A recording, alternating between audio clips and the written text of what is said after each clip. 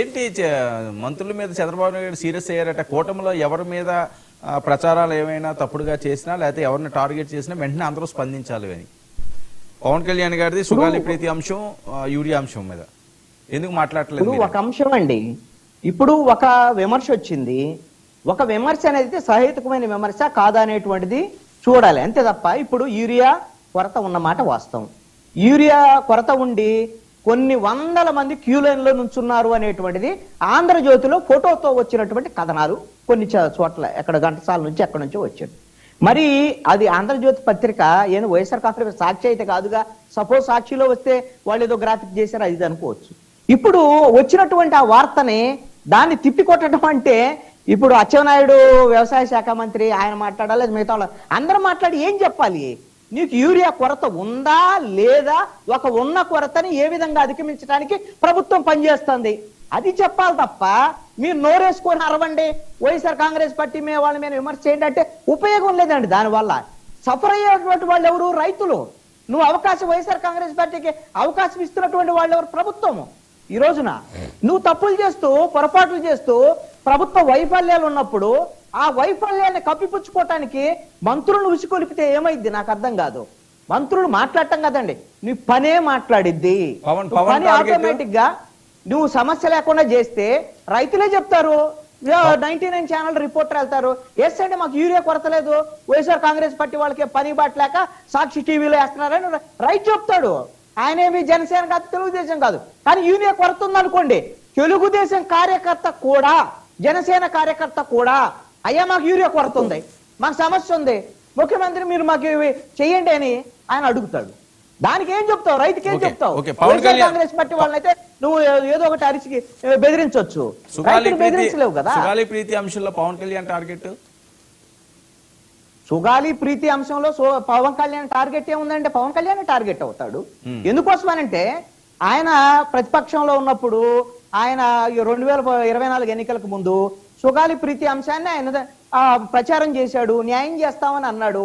ఇప్పుడు 14 నెలలైంది ఈ ప్రభుత్వం వచ్చి, కాబట్టి న్యాయం చేయాలనేటువంటి దాని మీద అందరూ అడుగుతారు. ఆవిడ అదే అడుగుతుంది. దాన్ని అనవసరంగా పవన్ కళ్యాణ్ దానికి ఉన్నటువంటి ఆ విధమైనటువంటి న్యాయం చేసేటువంటి విషయంలో, సిబిఐ విచారణ సంబంధించినటువంటి విషయంలో ఏమిటి ఎలా అనేటువంటి చెప్పాలి తప్ప, మొన్న ఆయన మళ్ళీ నోరు జారారు. ఏదో నా వల్ల సుగాలి ప్రీతి అంశం మొత్తం చర్చనీయాంశం అయింది, నీ వల్ల వచ్చింది ఎవరు కాదంటే ఇప్పుడు న్యాయం చేయి. నీ వల్ల వాళ్ళ వల్ల ఓట్లు కూడా వచ్చినాయి కదా. ఆ రోజున జనసేన కోట్లు వచ్చినాయి, తెలుగుదేశానికి వచ్చినాయి, బీజేపీ కోట్లు వచ్చినాయి. మీరు డబుల్ ఇంజన్ సర్కార్ అంటారు, ఇప్పుడు డబుల్ ఇంజన్ సర్కార్ వచ్చింది. చేయకుండా ఎలా ఉంటారు? సోషల్ మీడియా పోస్టులు గానీ తప్పులు గానీ చేస్తే తాట తీస్తామంటున్నారు, కొత్త చట్టాలు తీసుకొస్తారట. ఏం జరగబోతుంది? ఈ విషయంలో మాత్రము ప్రభుత్వానికి ఖచ్చితంగా సోషల్ మీడియా అనేటువంటి అంశం మీదగిన, ప్రభుత్వం మీద చేసేటువంటి విమర్శల మీద సోషల్ మీడియా పరంగా కేసులు పెడితే వాళ్ళని మీరు ఎన్ని చట్టాలని చేయొచ్చు, అరెస్టులు చేయొచ్చు, లేదా ఏమైనా చేయొచ్చు. కానీ ఇది సుప్రీంకోర్టు తీర్పుకు విరుద్ధము. సుప్రీంకోర్టు చాలా స్పష్టంగా చెప్పింది, ఎన్నికైనటువంటి ప్రభుత్వాల మీద భారతీయ పౌరుడు ఎవరైనా సరే సహేతుకమైనటువంటి విమర్శలు సోషల్ మీడియా ద్వారాగా చేయొచ్చు. భారత రాజ్యాంగంలోని ఆర్టికల్ 19(1)A ప్రకారంగా వాళ్ళకు భావ ప్రకటన స్వేచ్ఛ ఉంది. ఈ విధంగా సోషల్ మీడియాలో వచ్చినటువంటి ఆ విమర్శల మీద కేసులు పెట్టి అరెస్టులు చేసి వేధింపులు చెయ్యొద్దు అని సుప్రీంకోర్టు స్పష్టమైనటువంటి ఆదేశాలు ఇచ్చింది. అది కాదు అని మేము పీడీ యాక్ట్ సవరణ చేస్తే ఈ రాష్ట్రానికి సంబంధించినటువంటి వ్యవహారం రేపు పొద్దున దాన్ని పార్లమెంట్ ఆమోదిస్తుందా ఆమోదించదా అనేది ఒక ఎత్తు, అది టెక్నికల్ గా.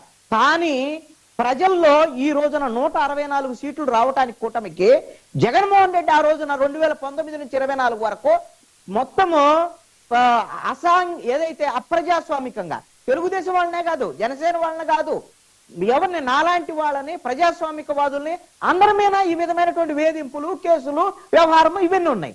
అందుకని ప్రజలు తిరస్కరించారు. తెలుగుదేశం వాళ్ళు జనసేన వాళ్ళు వ్యతిరేకిస్తే జగన్మోహన్ రెడ్డి ఓడిపోడండి.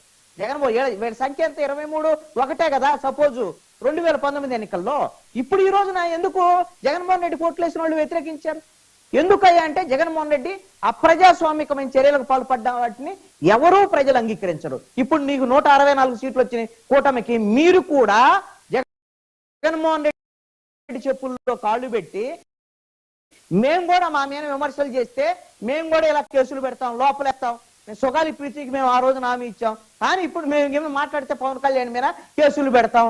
అదే విధంగా నారా లోకేష్ మీద మాట్లాడితే కేసులు పెడతాం, చంద్రబాబు నాయుడు మీద మాట్లాడితే కేసులు పెడతాం.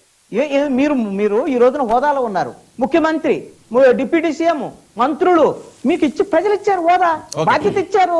నువ్వు బాధ్యతను నిర్వర్తించకపోతే విమర్శ చేస్తారు, ఎవరినైనా విమర్శ చేస్తారు.